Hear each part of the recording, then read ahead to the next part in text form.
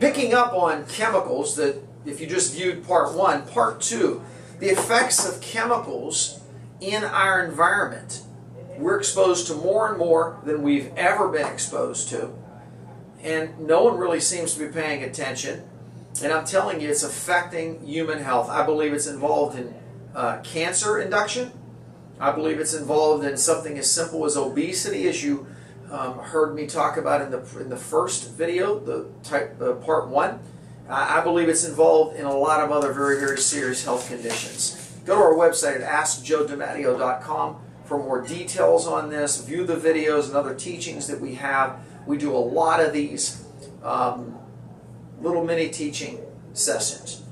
Pharmacist, board certified in clinical nutrition, and a Doctor of Naturopathy degree, so that you have an understanding of who I am, what my background is, etc. Where I left off, phthalates. Phthalates are ubiquitous in our environment. There are multiple different forms. What we're also being able to define, number one, is that not only are there ones that are specific that it can induce a diabetic situation and insulin resistance, there are other forms, chemical forms of phthalates that we really don't know that much about, that actually could be involved in other physical ailments and disorders. But for sake of argument, from the environmental health perspectives, urinary metabolite concentrations in diabetes amongst women, 2001 through 2008, as I mentioned on the previous video.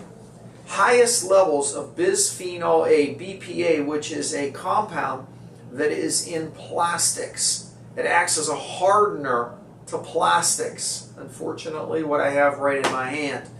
What does bisphenol A do? Well, it's used as a dental sealant, it's in baby bottles, it's in polycarbonate plastics. What does it do to my physical body? Lots of things. One of the things that right now that we're seeing, that it might be impacting the offspring of mothers that are exposed to high levels of BPA. A new study examines the infant effects neurologic, behavioral abnormalities, an extremely high bisphenol A, BPA concentration of the baby's mother suggests a link between the two. Environmental Health Perspectives did a case study. High levels of bisphenol A exposure in infant neonatal behavior was led by researcher Satharania, MD, Seattle Children Research Institute. A synthetic man-made chemical affecting neurobehavioral issues in children. Other chemicals and other compounds. The more chemicals, a study that was done by Robert Lustig, University of California at San Francisco, literally did a study, this was back in 2006, and collected urine, etc., on individuals, and found that the larger amount, the greater the volume, and the more chemicals that an individual had in their bodies, it affected their weight gain. They were more likely to gain weight. Research for non-obvious has led to a familiar villain, early life exposure to traces of chemicals in the environment. Exposure to environmental chemicals during development may be contributing to the obesity epidemic. And you say, well, this is just these individuals' opinions. These guys are just really just, they have axes to grind. No, I don't have an axe to grind.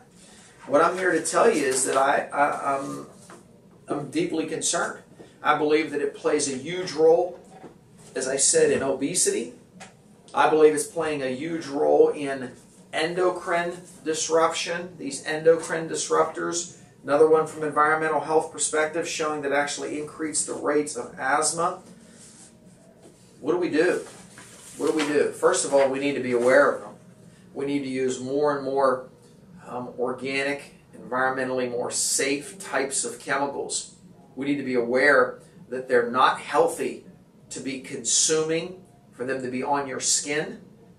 We need to be aware of it, even what you inhale.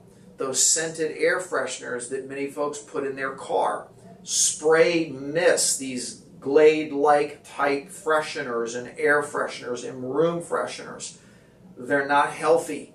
They're not safe.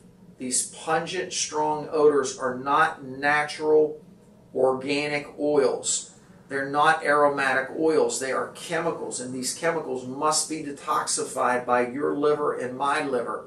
If I do not do that efficiently, I accumulate these chemicals, and all the literature, which is only a portion, then begins to indicate that it can affect our gene expression. It affects fertility, early onset puberty, insulin resistance and metabolic syndrome and diabetes, obesity, asthma. Folks, this is just to name a few. This is just to name a few. What can you do?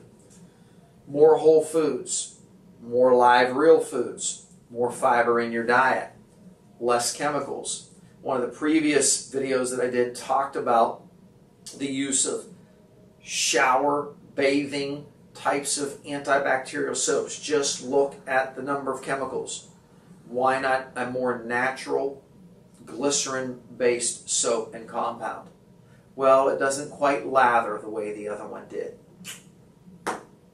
It's a lot safer for you.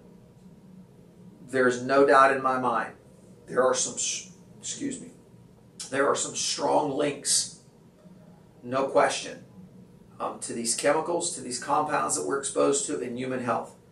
Thyroid functioning, adrenal functioning, ovarian and testicular function can all be documented to be interfered with by many of the chemicals that I've discussed here with you in these previous two videos.